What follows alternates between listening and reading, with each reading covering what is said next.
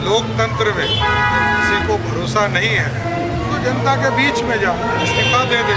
आखिर किसे नहीं है लोकतंत्र पर भरोसा? किसके इस्तीफे की मांग कर रहे हैं डिप्टी सीएम सम्राट चौधरी? नमस्कार, मैं वैष्णवी, आप देख रहे हैं देशवा न्यूज़।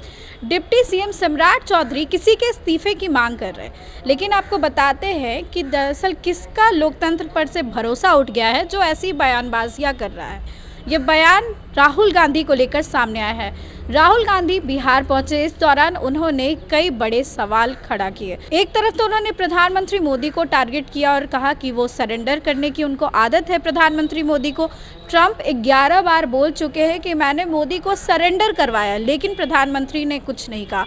बिहार में विधानसभा चुनाव है और ऐसे में तमाम बड़े नेता जो है वो बिहार का रुख कर रहे हैं। राहुल गांधी का ये 5वां दौरा था 5 महीने में, तो कांग्रेस अपने आप को मजबूत करने में लगी हुई है। जब भी राहुल बिहार आते तो यहाँ की व्यवस्था पर सवाल उठाते हैं और कहते हैं कि किस तरीके से अपराध बढ़ रहा है। उन्होंने बिहार को एक नई डेफिनेशन भी दी है, क्राइम कैपिटल ऑफ इंडिया। अब ऐसे में जहां एक तरफ तेजस्वी सवाल उठाते हैं कानून व्यवस्था को लेकर, स्वास्थ्य व्यवस्था को लेकर, वैसे ही अब जब राहुल गांधी बिहार पहुंचते हैं तो बिहार को टारगेट करते हैं।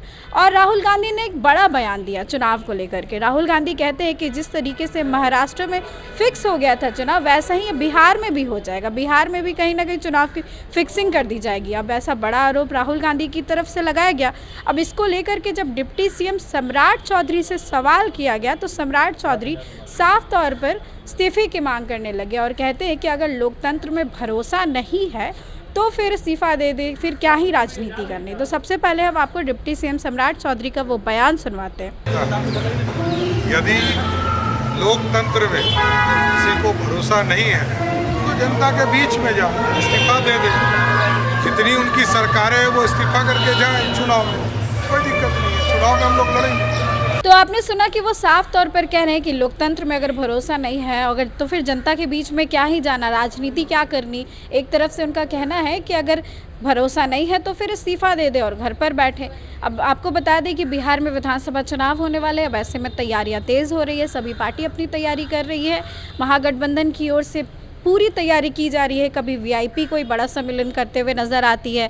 आरजेडी के ओर से अगर बात करें तेजस्वी यादव तो लगातार एक्टिव नज़र आ रहे हैं, तमाम जगहों पर जाते हैं, लोगों से मुलाकात करते हैं। तेजस्वी के बारे में भी खबर आई कि उनके काफिले में एक ट्रक की टक्कर हो गई, जहां पर तेजस्वी की जान जो है वो जाते जाते बच गई। बड़ा हादसे के शिकार हो सकते थे तेजस्वी यादव। अब ऐसे में उनकी बहन रोहिणी आचार्य भी सवाल उठाती हैं।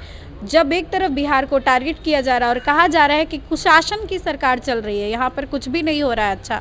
अब ऐसे में तमाम नेता जो है वो बिहार को टारगेट कर रहे हैं, यहाँ की व्यवस्था को टारगेट कर रहे हैं और ऐसे में चुनाव को लेकर की भी बड़ा बयान राहुल गांधी देकर गए हैं। इस खबर को लेकर आपकी जो भी राय है कमेंट सेक्शन में ज़रूर शेयर करें। इस खबर में बस इतना ही। आगे की अपडेट्स के लिए देखते रहे देशवा news. Camera person Bablu Bihari के साथ मैं वैष्णवी, देशवा न्यूज़ पटना।